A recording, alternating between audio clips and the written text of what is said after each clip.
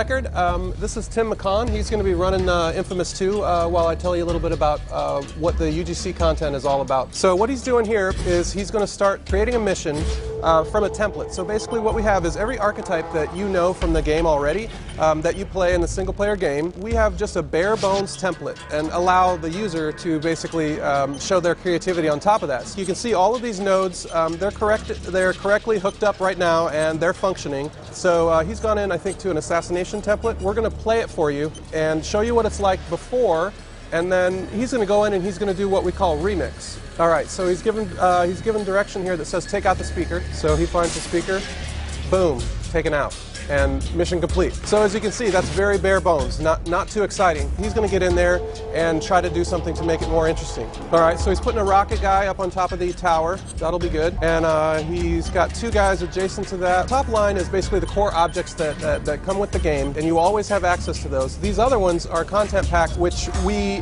are going to deliver to users via PlayStation Network, and we have a bunch of those active now. So as you can see, you can just flip through the list of different content packs and choose the types of things you want to do. Like this is a collectibles pack, so it's kind of cool. You can do all sorts of platforming missions and whatnot. We have all the basic things that you see in the in-game missions, of course, and then UGC gets to put in a lot of other stuff above and beyond that. That's awesome. So what he's setting up now is he's going to make the speaker alerted to Cole's presence if any of the militia guys see him.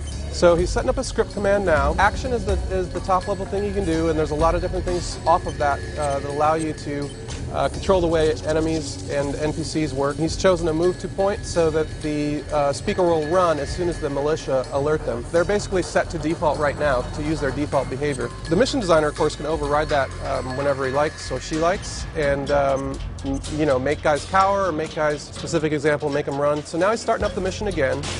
And he shoots towards a militia, and you see as soon as that militia got shot at, he ducked, and then the speaker ran from the podium. So now the mission just got more difficult, okay? Before it was just an easy take the guy out mission you saw right where he was. Now Cole has to figure out where the guy is, and he also has to deal with the extra enemies that have been put down.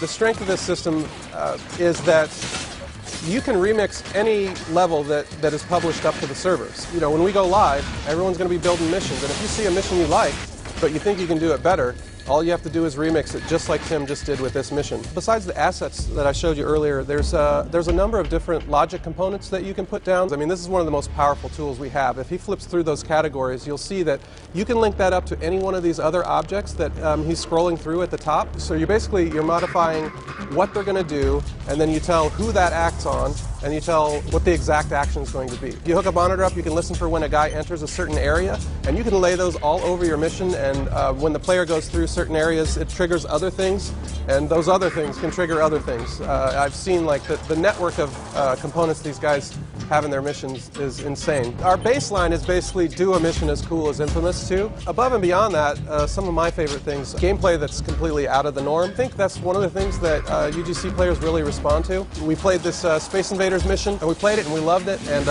we're demonstrating the remix feature today on that mission. There's a real variety of things to do, and every day I'm surprised when I see somebody come up with a new mission that's sort of out of the norm, and yet they all work.